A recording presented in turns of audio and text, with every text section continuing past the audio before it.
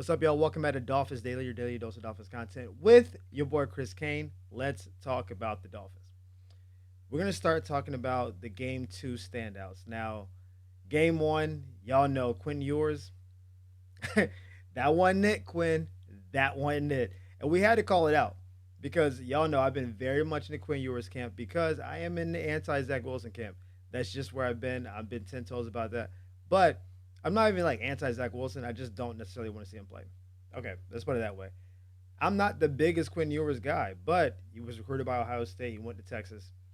There is something there, and they say he knew the offense coming into college and blah blah blah blah.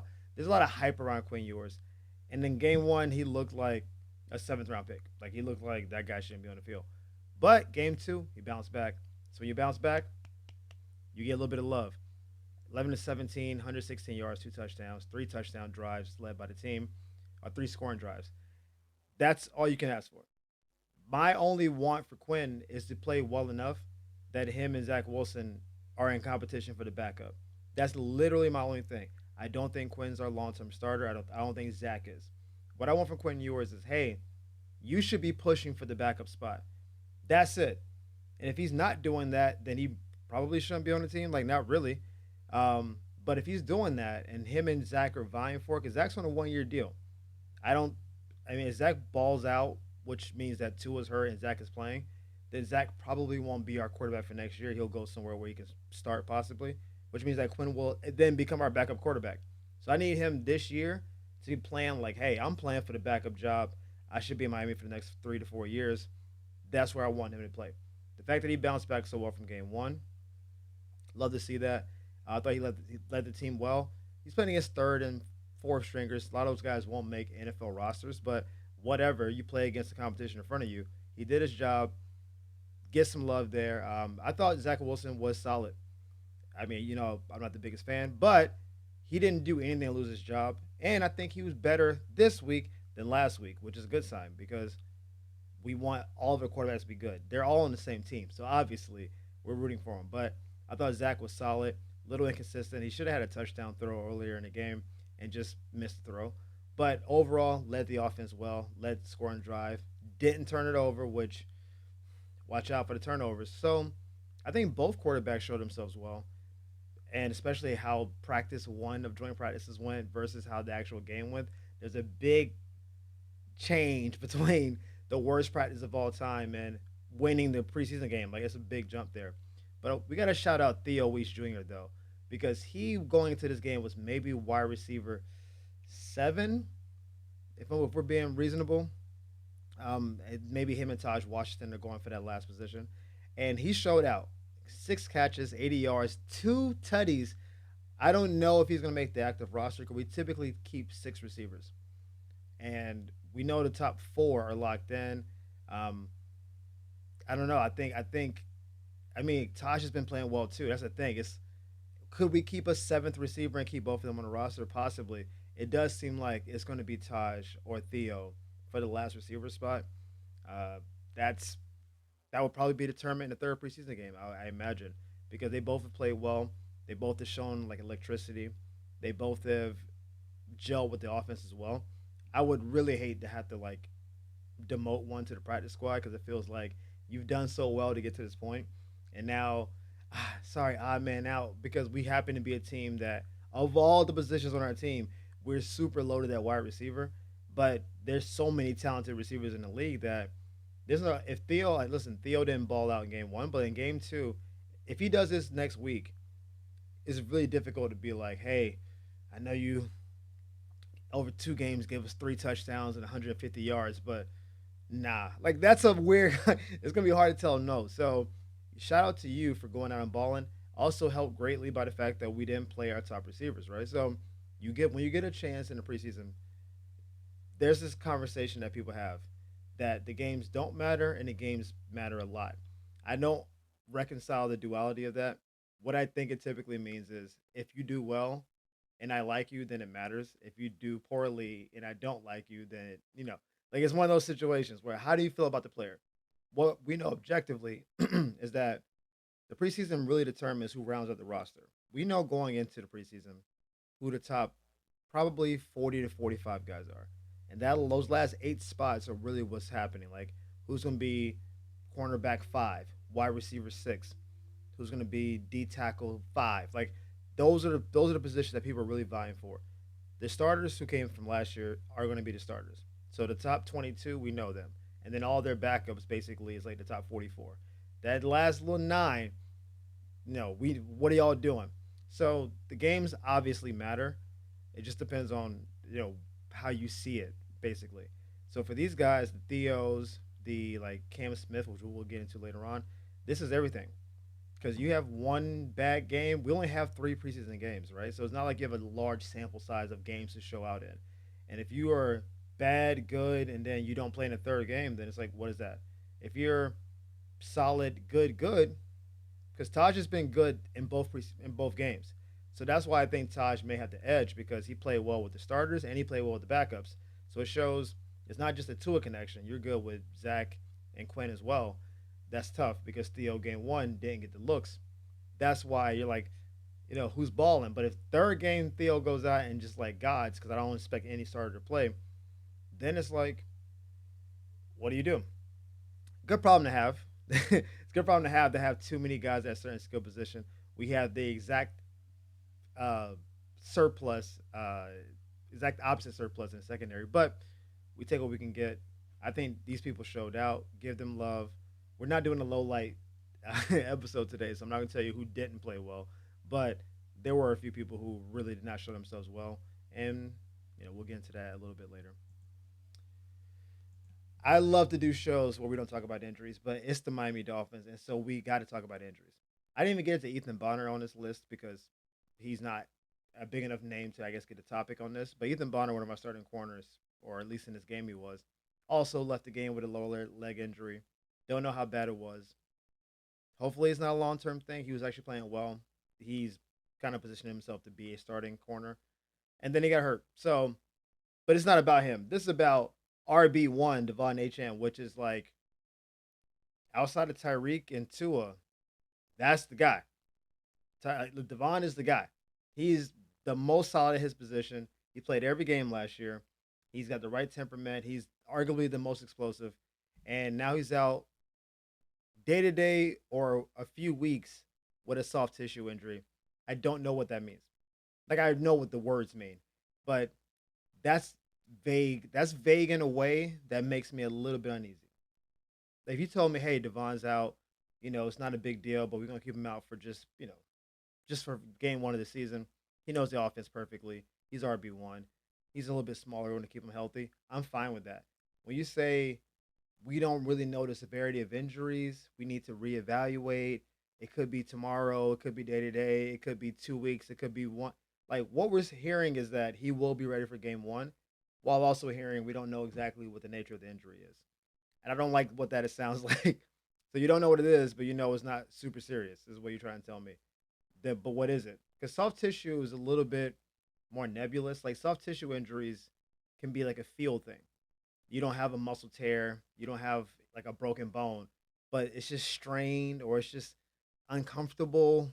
Like, you're like, I don't know, I just feel clicking. Like, there could be little thing. Well, clicking would be a joint thing, but a soft tissue injury because it's not as obvious. Like, if you break a bone, the bone is broken. All right, so we got to either let it heal naturally or re-break it, titanium, or whatever, whatever. Soft tissue is just like, I feel good before practice, and then you do a couple sprints, and you're like, ooh, nope, it's not healthy yet. That's why hamstring injuries are so devastating because you don't know how good your hamstring is until you test your hamstring. You can walk around hamstring feeling good. Just, oh yeah, I feel good. And the minute you open that run up a little bit and that leg extends out, you're like, ooh, not healthy. But you don't know it until you know it. Groin injuries, another one. Any of y'all who've had hamstring and groin injuries know you be feeling good, and then it's just one step, and then you're out of the game. I think Caitlin Clark has a groin injury now. She's been dealing with basically all season. And like you said, she'll come back, shoot a couple threes, and be like, "No, I'm out for 5 games." Like, it's just you just don't know. So we don't know the severity of Devon Achane's injury. We're hearing he'll be back for game number one. We hope so. He's running back one, but I don't like hearing about injuries, especially we've already had Alexander Madison be out for the year at the running back position. We don't need more compounding. We've had enough injuries already, but it keeps happening. So it's like I know it's football, but it's just I just want a timeout. Like, just can we get an injury timeout, like a 30 second? Let's call a quick timeout, coach, and let's just stop being hurt. All right, let's just stop being hurt. Now with Devon Achane being out, that opens up a real conversation about the backup running back position. You guys know since the draft, I've been very high on Ollie Gordon the second. I said I thought him and Devon could be a Sonic and Knuckles Detroit kind of situation. I thought if he could recapture his form from 2 years ago with Oklahoma State, that we got an absolute steal. That he's a 2 to 3 down back, way more physical. I've been singing his praises. But Jalen Wright put on weight in the offseason. We drafted him in the third round a year ago. So we thought, he should be our heir apparent. Started last year okay, ended the season horribly, which is what this year was, his redemption year. He talked about the length of the season got to him, the physicality got to him. He put more muscle on, got his conditioning up, mentality right, attacking this year. I'm bringing it, RB2. It's going to be me, Devon. You know what it is, right? That's how he was giving it. So I'm like, hey, I love that energy. Love that energy. Keep that same energy. Here's what we see on the field. Ollie Gordon is flashing more than he is. Simple as that. Like, just to the eyeball test, if you just watched the games, you didn't know where guys were drafted, you didn't know how much money was invested in each one, which one is flashing to you more? It's clearly Ollie Gordon. Clearly. He looks bigger because he is. He looks faster, which he isn't, but he looks just more, I guess, decisive in his running. And he's getting more yards per carry. He's catching a couple passes, so he's showing you the duality of his game. I don't know. The number one thing that people talk about the Dolphins is that Miami is soft. That's what we keep hearing. Oh, this soft team, soft on the line. These guys ain't bringing it. And then you bring a guy like Ollie Gordon in, and he's running downhill. Like, he sees a chance where maybe I can break it outside and avoid the physicality, and then he's going straight. Like, he's like, I can hit that guy or try to outrun him. I got shoulders. And again, he's 6'2" as a running back, which is taller than most running backs are. But he gets low on that. His pad level's pretty good. When he sees you coming and he can get down. Otherwise, he would get hit up in his chest and it would be a bad situation for a running back. But he's clearly flashing more. He looks stronger. I I don't know if coach hasn't really addressed like the running back carry splits. We remember when Madison was still in the rotation, they were like, "Oh, everybody's getting love," and it's like, "All right, well that's four running backs getting carries. That feels like a lot." Now Madison's out. We've signed a couple of backups, but again, I don't think they'll really factor into it. It's the top three. I think Devon Achane is going to get somewhere between 15 and 18 touches per game between carries and receptions, maybe up to 20 if we're really lucky. But I would like a split maybe around 12, 13 carries and like 5 to 7 targets passing game. That's what I want for Devon Achane. But I think our running backs in total should get between 30 and 35 touches. So that means there can be 17, maybe 15 ish touches between Ali and Jalen Wright. I'm totally fine with Ali Gordon getting like 10 carries and Jalen Wright getting 5 to 7. Like, I'm good with that split personally, but I'm not the coach, right? Ali's just showing more. He's just showing that he's got a little bit more grit. Now, it doesn't mean that Jalen Wright is falling off. It doesn't mean he's going to get cut. I'm sure he's frustrated a little bit. But maybe this is the motivation he needs to take it up a notch. Or maybe Ollie Gordon really is that guy from 2 years ago, which would have been a first, second round running back. Like, if he had come out last year, he was in Heisman conversations. I don't play NCAA in 2023, 24, whenever that year came out.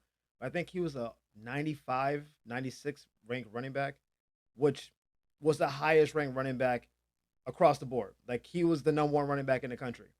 So if he's number one running back in the country, good, as our backup running back at a Big 12 school, like, I mean, what are we talking about here? That could be a slam dunk. Jalen Wright went to Tennessee, so it's not like he went to some small school, but he seems to be a tweener. He's a little bit of both of those guys, and maybe he hasn't had a quite defined role in the offense yet. This is a good problem to have because I think Jalen Wright has a lot of potential to be very good. I think what Ollie Gordon is just more physical and bruising right now. There's nothing to like figure out. I'm 6'2", 230 today. Like, I don't have to learn like the offense better. You give me the ball, oh, a little bit of hole, Like I just run people over. I get it. And I think he'll expand. Obviously, like we talked about Coach a week ago, saying he's got to get better in the pass blocking. Got to get better at doing the things you need to do as a running back when you don't get the ball. Like some of that is protection, some of that is knowing how to run your route properly. That's where Ali's going to fall short. So Jalen might edge him early because he knows his assignments better. But in terms of who's running the ball better, I don't know. Because Ali's looking like he's him. And I love it because I love competition at all positions. You know that. So if Ali keeps playing better, that means Jalen will start playing better. And hopefully we can lean on the run a little bit more. Going to this game, y'all know my spotlight was on Cam Smith. Um, one of my spotlights because we don't know if he's good or not. Simply put, and I think he's very much in line to maybe get cut. That's just that. I mean, I think that's almost an unobjectable fact, right? So he played a lot of snaps in game two, and for the most part, he was nothing. But I don't mean that in a bad way. Like he didn't do anything bad or really good. In the fourth quarter, we saw a little bit more from him. We saw him actually get a pass breakup and tight man-to-man coverage. We saw him stop hitting a hooker on a 3rd and 1 with a nice. He came up and made a nice little tackle. So it was like, okay, cool. We see the pass coverage. We see you helping out in the run game. We also saw him not help out in the run game. We also saw him actively avoid contact and frankly look like he wasn't interested in making any kind of contact in the field. And so now we have the duality of the player, where when he's locked in, man to man coverage, batting balls down, 3rd and 1, like down a distance, making a big play. And then the same guy's like, I could make that play on special teams, but I clearly just like didn't try. And when you're on the cut line, lack of effort, I can't have lack of effort when you're possibly about to get cut. You can make like a business decision. Business decision. Ooh, mess that up.